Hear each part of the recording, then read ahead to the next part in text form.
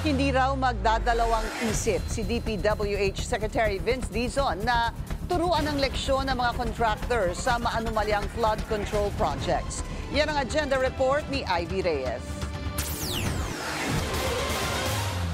Sasampahan ng kaso ang mga kontratista ng substandard flood control projects sa Oriental Mindoro matapos tumambad kay DPWH Secretary Vince Dizon ang anyay chinop-shop na mga kontrata kaya taliwas sa plano ang nadatnan nilang structures. Halimbawa, sa Barangay Tagumpay sa Nauhan, may lalim lang na 3 metro kahit ang nakasaad sa kontrata, 12 meters. Ang contractors, nasa listahan na rin ng Pangulo. Ito ay ang St. Timothy Construction Corporation, SunWest Construction and Development Corporation at Elite General Contractor and Development Corporation. Ang mga projects sa Oriental Mindoro may pattern umano dahil magkakasunod ng bidding, notice to proceed at project cost. Hindi na raw nagtataka si Dizon kung ganito rin ang lagay ng mga proyekto sa ibang lugar.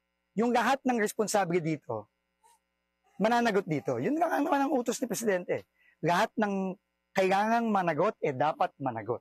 Sa ngayon, nasa immigration watchlist na rin si dating DPWH Secretary Roberto Bernardo. Nagpasa na ng urgent request for an immigration lookout bulletin order si Dizon sa Justice Department para hindi raw maantala ang investigasyon kung saan kasama ang ilang DPWH official. Dawit ngayon sa anomalya si Bernardo matapos pangalanan ni Senate President Pro Tempore Panfilo Lacson bilang miyembro ng MBB Global Properties Corporation na binubuo raw ng pamilya ni Bernardo, dating DPWH Secretary Manuel Benoan at Candaba, Pampanga Mayor Rene Maglangke. Para sa agenda, Ivy Reyes, Billionaire News Channel.